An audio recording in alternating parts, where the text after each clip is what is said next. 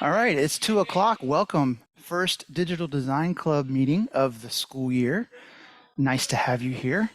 I'm going to go through a short presentation, and then we can discuss at leisure about all the photos we're going to be taking this year and how we're going to use those. Creativity abounds and limitless possibilities this year. So I'm looking forward to it. This is a basic outline of what we're going to go over. Key points of the clubs and projects, imagery, photo trends, get that photo, our target audience, the process, character education, meetings, our timeline, and then just a thank you at the end. So just real briefly, the overview of the club, like what are we here for? What are we doing? Virtual photo manipulation club for high school students in Lee Virtual School. We'll meet once per month virtually, of course, just like we are right now. A creative club that strives to get our creations and productions included in local competitions. We're allowed to enter monthly character education contests. You must be enrolled in a CTE course in order to participate in the annual Digital Lee event that's held during the second semester. So if we actually get a chance to do that and be a part of that, that would be awesome as well.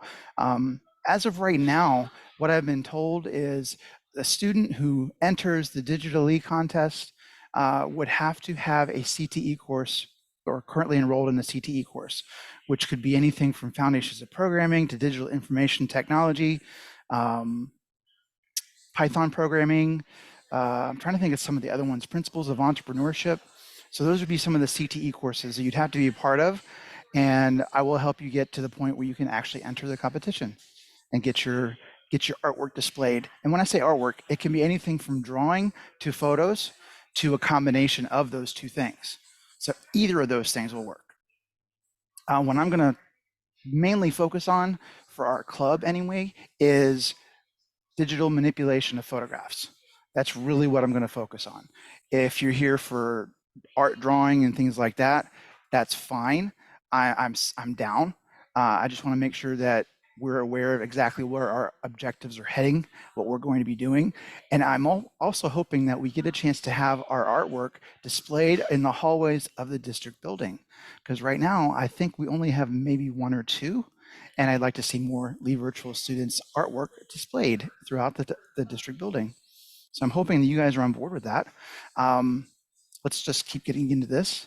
I also want to keep our meetings to about a half an hour, so I know your time is valuable, so is mine, and I want to make sure we use the best points of it. So this club is student-led, teacher-guided, allows students to be creative and to share creative ideas in a safe environment. So that's the biggest part, is to make sure you're aware that this is a safe environment. If you share your photography or you share your work, that it's going to be appreciated by the people that are in the club and not talked down to, if that makes sense. You can unmute anytime. You can chat in the chat box if you want as well. It should be interactive as much as possible. The less talking that I do and the more photography that we can share with each other, the better.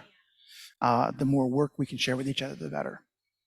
And I still work on commercial works as well. So I'll be sharing some of the things that I'm doing as well. So it's basically just a share all. And I hope that's okay with everybody. Let's see. We'll meet once per month on Zoom. Students are to create works that may be shared via share screen feature. Constructive feedback is welcomed. So I don't know if you have the ability, I think you do, to share your screen. So if I stopped sharing, you could share your screen, and a file that you have or a photo that you have, you could share with everybody. And we can discuss about what are the possibilities we can do with that photography. Students will lead the club meetings with ideas and discussions that propel the club forward. Teachers available for guidance as needed. So again, it's student-led, student creations, student maintains everything that we're doing in here. And then I'm just here to guide you guys. The plans for sharing and uploading finishing projects are open for discussion. Final plans are to be cleared by me, and then the contest requirements will be discussed. So if we do decide that we're going to enter, and by the way, we don't have to enter a thing.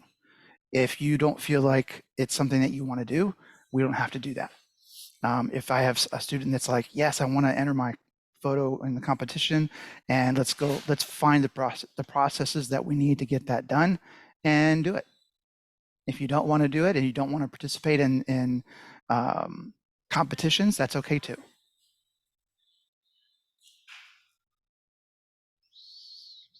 So you get a chance to choose the projects on which you want to work. So it could be just basically taking photographs, or you can go to a large scale project like actually using different images and compositing them, which means putting them together.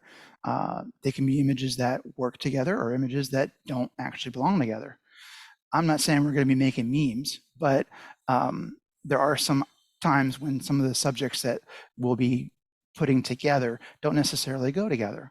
But that's what makes the photography even more fascinating, more interesting.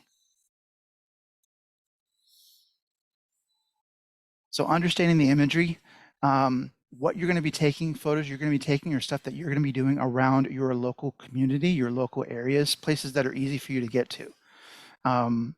Think about your current neighborhood. If you live in a complex or an apartment complex or something like that, think about that area. Think about where you can go publicly. Anytime you go somewhere to take photos, make sure you are being very respectful of the property and making sure that you're not on someone else's property where you shouldn't be. What you're seeing on the screen here are some ideas based upon compositing. Um, the one on the far right is just a poster, and then the one in the middle is actually taking two pictures and putting them together, completely together, so they look like they're seamlessly put together.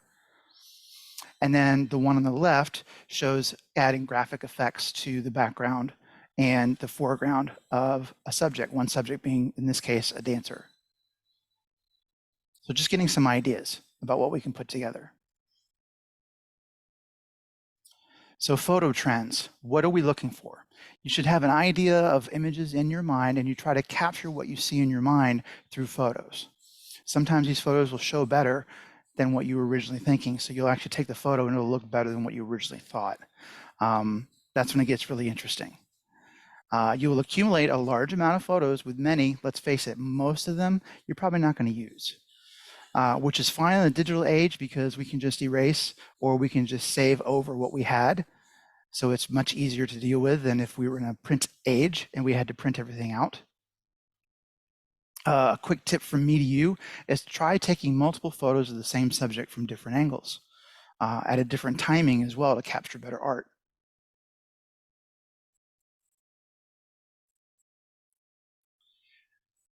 In and around your area, find those things that draw your eye, things that make you take a look at them for maybe a second glance. Find appropriate means and ways to take those photos. There may be more than one photo subject, and that's okay. It can be more than one. We'd like to really center on one subject. So a subject being a person, a place, a thing, something like that, that you would be taking a photo of. Never take photos of others without their permission. Do not go onto other people's property unless you have their direct permission to do so. And always stay safe and be very aware of your surroundings. Always go on your search for photos with parental approval as well. And keep this one word in mind, respect. So you're respecting yourself, you're respecting the property that you're on, wherever you're going as well. Just keep that air of respect about you when you're taking photos.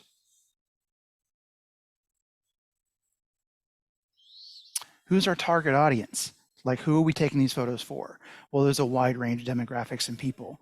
It can range from little kids, because little kids roam these hallways sometimes, to grown adults and retirees. So it just depends upon the actual placement of the photo and where people are actually allowed to go in our district property. Who's going to see your photos? Usually it's just going to be the club. And then from there, it depends upon if you want to be part of a competition or not. So my suggestion is to find a suitable subject for all ages, get good lighting and that highlight all of the subject. So you want a place where you could see everything, and then your photo actually will capture that as well. So it will capture all the nuances of the subject that you're trying to capture. Stay still when you're taking your photos. It's really difficult if you're taking a photo and you move and you get that little blurry effect, that motion effect. We don't want that. We can add that later if we want to in photo manipulation. And there may be times when you want to do that, and that's fine. But we always want a nice, clear image to start with. The better your photo is that you start with, the better your overall project will be. Gather multiple photos to utilize for many projects. You may take one photo, you may take several photos of the same thing, but you may use those photos for different projects, or it may be the same project over and over again, just depending upon what you're working on. Be bold, but always remember to be respectful. Think about what you want to take those photos of. You may not even know. Just walking around. Have your phone with you. And yes, I'm talking about using your phone for photos. Have your phone with you. Most phones nowadays have upwards of 3 lenses on them, and they'll take really good photos. This is an Apple iPhone. Androids do the same thing. The Samsung Galaxy has a really good, a nice photo setup with their 3 cameras along the side. But that's what we usually will use to take our photos. If you have a professional camera that has some kind of digital media that you can save it on, even better, like a DSLR camera, someone with little lenses that you can focus on. So what's the process? Select your subject, find and capture your subjects in a photo. Remember to be respectful of your surroundings and other people's property. Enhance the original photo, make it better or make it as good as you can, including high dynamic range, which just means we bring out all the colors, we make everything look really bright and colorful. Not too much though, we don't want to oversaturate, but we do want to make it look as best as possible. And then the last possible thing, which is an option, is compositing. Compositions are made up of different pictures put together.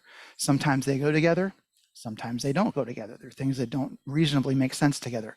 But once you put them together in a photo, it can make a powerful impact to somebody. So for character education, if you want to be a part of that, there are due dates for character education. So we actually work ahead of time to get things turned in for time. What I mean is we're working on December stuff right now to turn in on or before October 16th.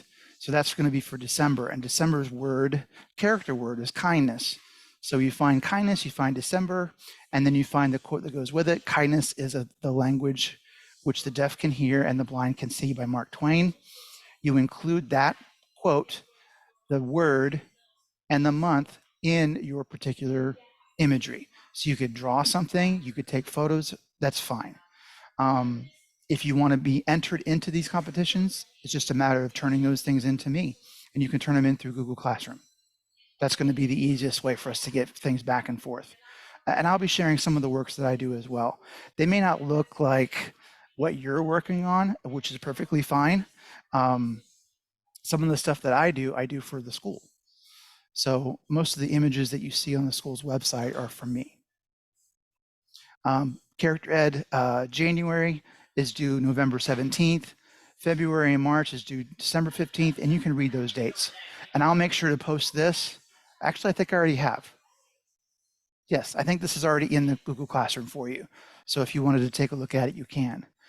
There's a permission slip for it that you have to fill out, and then we can pick the works depending upon what you want to turn in.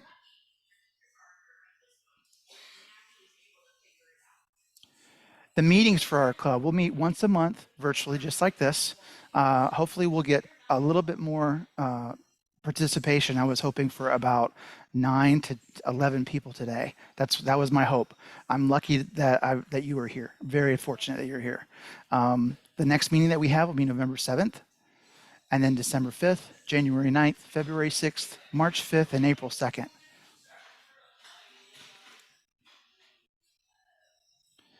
Our timeline for what we're going to be doing in the club will include sharing and discussing individuals taking photos and visions for their images. So that sharing time is going to be a big part of it. This is the first meeting. I didn't think we'd have anything to share. If we do, then that's fine. I'd be happy to entertain some sharing of some thoughts or photos that you've already taken.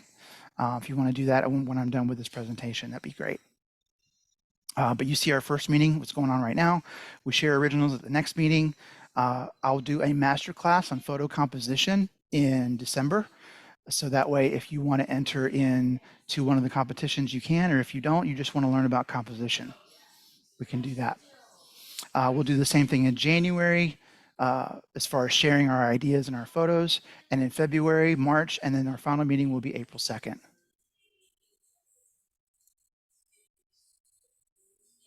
And that's the presentation. As quickly as I could make it for you, there it is. Do you have any questions, any comments, concerns? Feel free to unmute or type it in chat.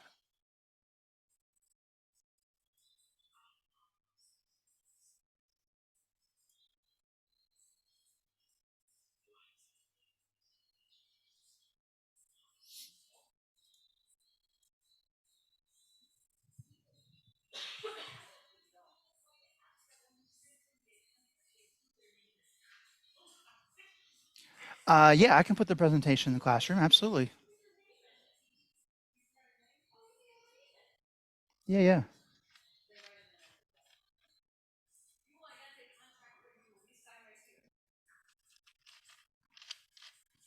I okay.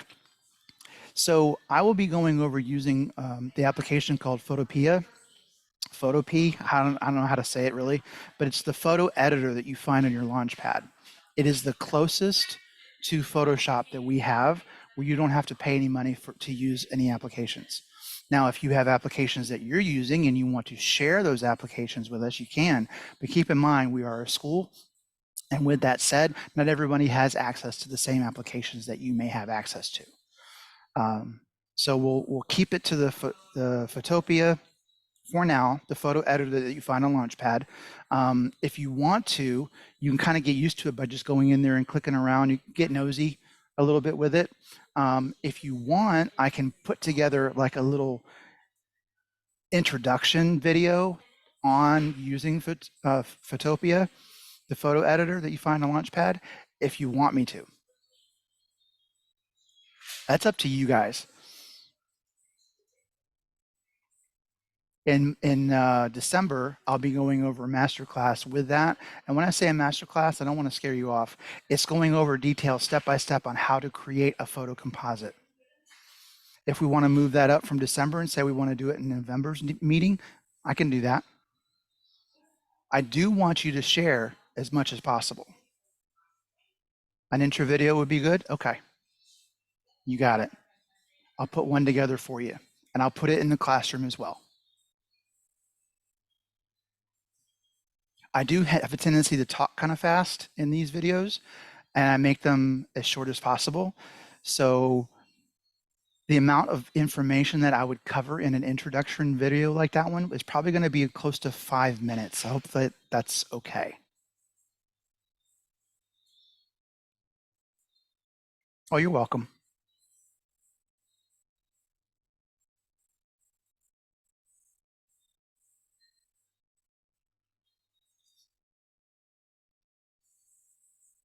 Okay. If there's anything else you guys need or want, let me know.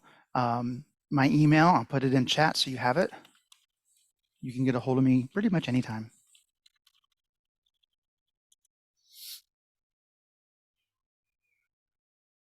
Let me know that you're from the Digital Design Club, and I will get right on whatever it is that you're asking for. I'm pretty good about responding to emails. I don't have a school phone, otherwise I do texting too.